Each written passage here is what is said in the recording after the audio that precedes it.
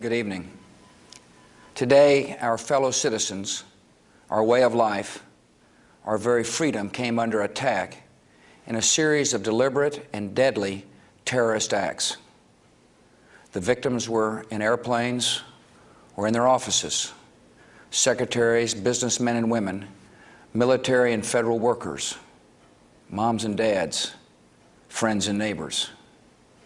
Thousands of lives were suddenly ended by evil, despicable acts of terror. The pictures of airplanes flying into buildings, fires burning, huge structures collapsing, have filled us with disbelief, terrible sadness, and a quiet, unyielding anger. These acts of mass murder were intended to frighten our nation into chaos and retreat. But they have failed. Our country is strong. A great people has been moved to defend a great nation. Terrorist attacks can shake the foundations of our biggest buildings, but they cannot touch the foundation of America.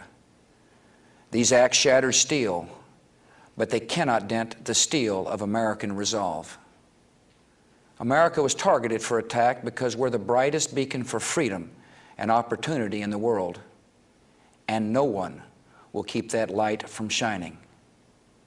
Today, our nation saw evil, the very worst of human nature, and we responded with the best of America, with the daring of our rescue workers, with the caring for strangers and neighbors who came to give blood and help in any way they could. Immediately following the first attack, I implemented our government's emergency response plans. Our military is powerful, and it's prepared. Our emergency teams are working in New York City and Washington, D.C. to help with local rescue efforts. Our first priority is to get help to those who have been injured and to take every precaution to protect our citizens at home and around the world from further attacks. The functions of our government continue without interruption. Federal agencies in Washington, which had to be evacuated today, are reopening for essential personnel tonight and will be open for business tomorrow. Our financial institutions remain strong, and the American economy will be open for business as well. The search is underway for those who are behind these evil acts. I've directed the full resources of our intelligence and law enforcement communities to find those responsible and to bring them to justice. We will make no distinction between the terrorists who committed these acts and those who harbor them.